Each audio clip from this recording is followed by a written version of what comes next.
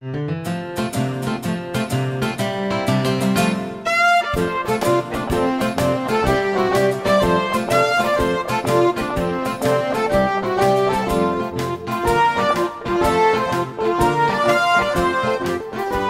prosím klobouk kouzelníka Pokustona a v něm bydlí dva králíci, Bob a Bobek. Jenže tomu se nikdy z vyhřátého klobouku nechce.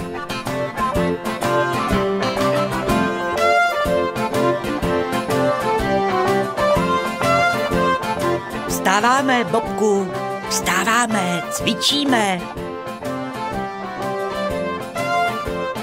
Teda, ty seš dneska nějakej ostrej, Bobe. Bobe! Bobku!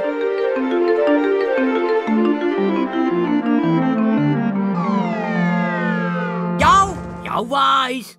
Hele, Bobe, tady se chystá nějaká show. Poslední lupeny za babku na tuhle mimořádnou oslavu sportovní zdatnosti a rytířského klání. Netlačte se, na každého se dostane. Tak tohle si nesmíme nechat ujít, no jo? Ale kde teď narychlo seženeme nějakou babičku, Bobe? Prosím tě, nebuď za každou cenu vtipnej, Bobku. Tak mládenci, bez lupenů se dovnitř nedostanete. A máš to.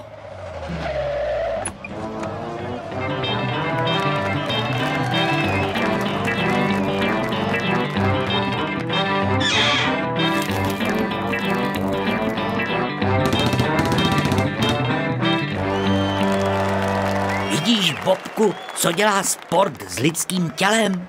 No to teda zírám. A dá se to léčit? Už zase vtipkuješ? A už mlčím.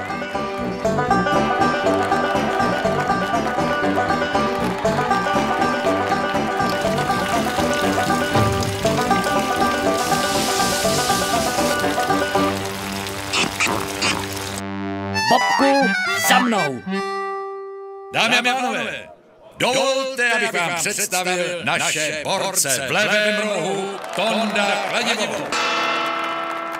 V pravém rohu Jimmy Bruce, finalisté turnaje v disciplíně škůptrh. Bobe, oni spíš vypadají jako demoliční četa, než jako sportovci. Hele, nepůjdeme radši domů?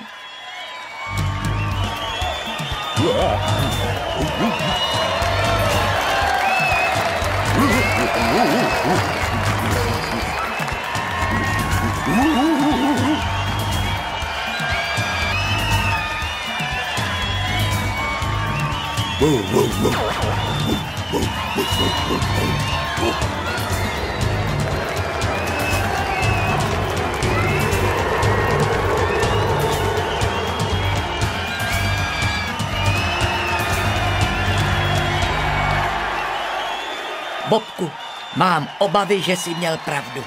Musíme rázně zakročit, nebo nám tenhle krásný stánek kultury a sportu dočista zdemolují. Ovládej se, Bobe, vždyť se znáš. Zkus nejdřív vlídný slovo.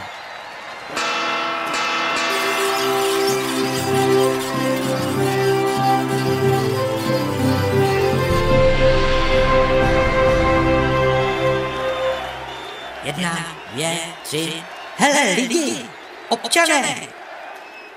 Já mám, Bobe, takovej slaboučkej pocit, že budeme muset trošičku přitlačit. Vzpomínáš, Bobe, na tu památnou rvačku v 91. roce o posvícení? To bylo. Tenkrát zasahovali 4 hasičský sbory. A stejně hospoda lehla popelem.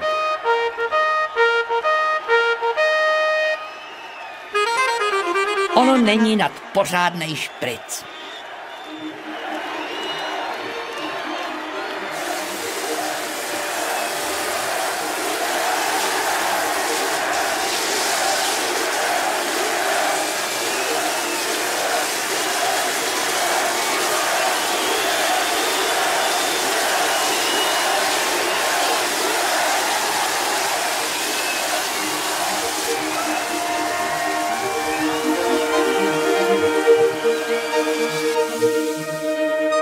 Věřil bys, Bobku, že studená voda léčí?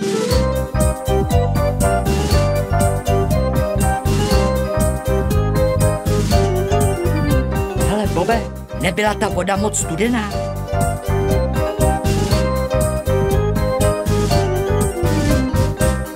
Myslím, že jsme vykonali pořádný kus práce. To jo, Bobku. Myslím, že by s náma mohl být pan Kubertén docela spokojený. Kterýho strejčka myslíš, Bobe? No to je ten pán, co pořád říká, aby lidi na sebe byli hodní. No vidíš, a já jsem se zapomněl rozloučit.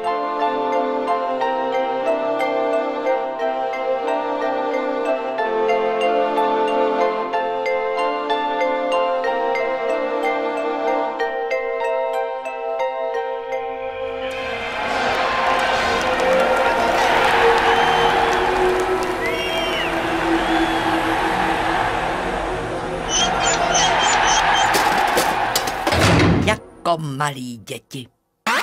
Rozloučil ses i za mě, Bobe? No to víš, že jo. Jsou to ale roztomilí lidé, viď, Bobe? To jo, radši už spí. Dobrou noc. Dobrou.